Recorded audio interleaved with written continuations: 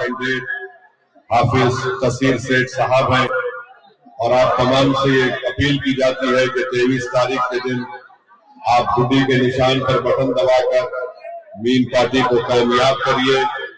और मैं हमारे जिला सदर शेख अमीरुल इस्लाम का भी शुक्रिया अदा करता हूं और तमाम मीन पार्टी के जिम्मेदार जो मंच पर बैठे हैं उनका भी शुक्रिया अदा करता हूं। आप जानते हैं कि पिछले 6-7 साल से मीन पार्टी बंगाल में काम कर रही है। हमारा मकसद एक ही है कि यहाँ की मजलूम अवाम को जुल्म से छुटकारा मिले, यहाँ की मजलूम अवाम को उनका हक मिले, यहाँ की मजलूम अवाम में को उनके बच्चों के लिए स्कूल मुहैया किया जाए, यहाँ की मजलूम अवाम को यहाँ पर आपकी एक आवाज हो जो बंगाल के विधानसभा में जाकर आपके हक के लिए लड़ सके। मेरे अजीज दोस्तों और बुजुर्गों, आप जानते हैं कि मगरबी बंगाल हो या भारत हो, इस जमहूरियत की तल्ख हकीकत ये है कि जिस समाज के पास उसका नेता नहीं है उससे इंसाफ नहीं किया जाता है। बल्कि मैं तो ये कह सकता हूं कि पिछले 70 साल से बंगाल में अगर किसी से सबसे ज्यादा नाइंसाफी हुई है तो दलित और मुस्लिम अक़लियत से हुई है। आप कभी नाराज हुए तो आपने कांग्रेस को वोट दिया, कांग्रेस से नाराज हुए तो आपने वामपंथियों को वोट दिया। फिर 15 साल से आप देख रहे हैं कि टीएमसी यहाँ पर सत्ता में है। आप बताइए कि आज बंगाल में मुसलमान के बच्चे स्कूल को नहीं जाते, जिस ब्लॉक में 50% से ज्यादा मुस्लिम अक़लियत की आबादी है वहां पर स्कूल नजर नहीं आता, वहां पर अस्पताल नजर नहीं आता, अगर अस्पताल है तो डॉक्टर नजर नहीं आता, वहां पर किसानों को उनकी कीमत नहीं मिलती। रिश्वत का बाजार टीएमसी ने आम करके रख दिया। और आज जो मीन पार्टी इलेक्शन लड़ रही है तो टीएमसी और ममता बनर्जी की तरफ से ये कहा जा रहा है कि मीन पार्टी अगर इलेक्शन लड़ती है तो बीजेपी को फायदा होता है।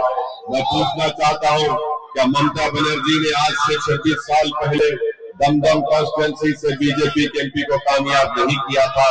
अगर आज बंगाल में बीजेपी और मोदी मजबूत नजर आ रहे हैं तो उसकी जिम्मेदार टीएमसी और ममता बनर्जी है। ममता बनर्जी रेलवे मिनिस्टर बनी बीजेपी की सरकार में, ममता बनर्जी मंत्री बनी रही गुजरात के फसाद के बाद भी, और आज ममता बनर्जी बड़े दावे करती है कि मैं मुस्लिम महिलाओं से बड़ी मोहब्बत करती हूँ। मैं पूछना चाहता हूँ टीएमसी के लोगों से, क्या तुमको ज़किया जाफरी याद है? क्या तुमको बिल्किस बानो याद है? अगर याद नहीं है तो याद रखो कि तुम उस वक्त बीजेपी की सपोर्ट कर रही थी जब बिल्किस बानो का रेप हो रहा था, तुम उस वक्त मोदी का सपोर्ट कर रहे थे जब ज़किया जाफरी अपने शौहर के इंसाफ की लड़ाई लड़ रही थी। मेरे अजीज दोस्तों और बुजुर्गों, याद रखिए, जब तक आप अपनी आवाज को मजबूत नहीं करेंगे, आप अपने मसाइल को, अपनी तकालीफ को दूर नहीं कर पाएंगे।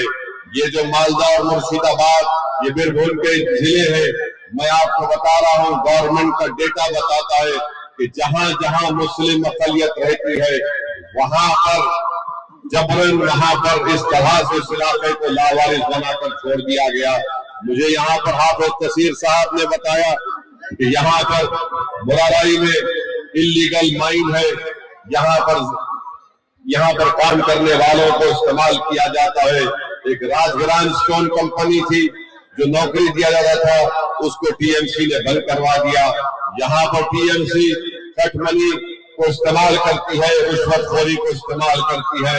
गरीब को घर नहीं मिलता, नौजवान को रोजी नहीं मिलता है। राजग्राम में अस्पताल को बंद कर दिया गया, सरकार के हॉस्पिटल में, मुराराई में, रामप्रभात हॉस्पिटल में दवाई नहीं है, ब्रिज नहीं है। राजग्राम रेलवे क्रॉसिंग में आप देखते हैं कि फ्लाईओवर नहीं बनाया गया, खाली ब्रिज अभी तक नहीं बना, इससे और साफ जल का इंतजाम भी यहाँ पर टीएमसी ने नहीं किया। मेरी आपसे अपील है कि आप हाफिज तसीर सेठ को कामयाब करिए।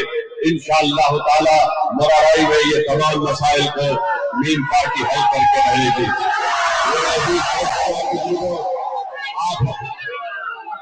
आप इस बात को याद रखिए कि यकीनन मीन पार्टी बीजेपी के खिलाफ थी और हमेशा रहेगी इंशाअल्लाह ताला, मगर टीएमसी ने बंगाल में मोदी को मजबूत किया और इसी वजह से हम देखते हैं कि एसआईआर में दलित और मुसलमान और महिलाओं के नाम काटे जा रहे हैं।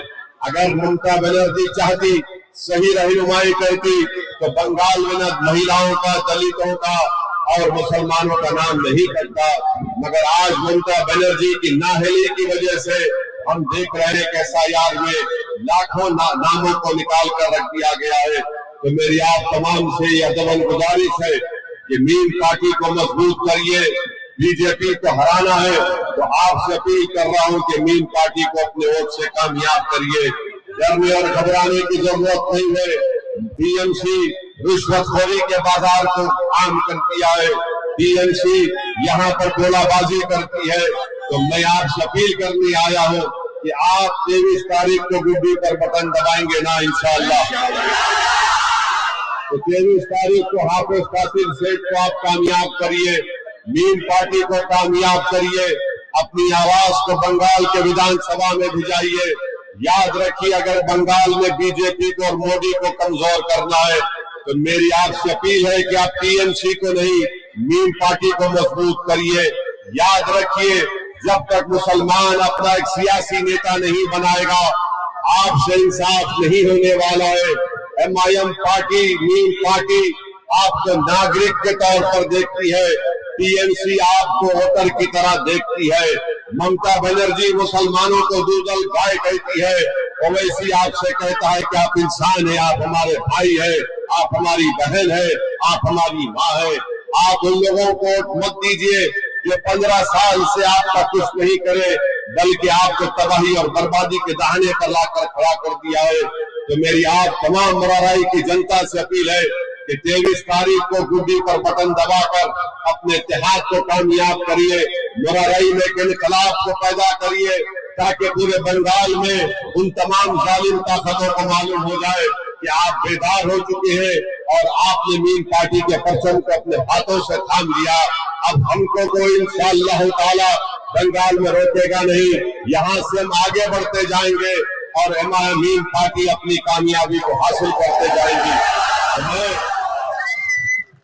क्योंकि मुझे और भी 2-3 मुकामात पर जाना है, इसीलिए मैं आपसे इजाजत ले लेता हूँ और आपसे अपील करता हूँ और मैं आपसे नारा लगाता हूँ, मेरे साथ नारा लगाइए, नारे तकबीर।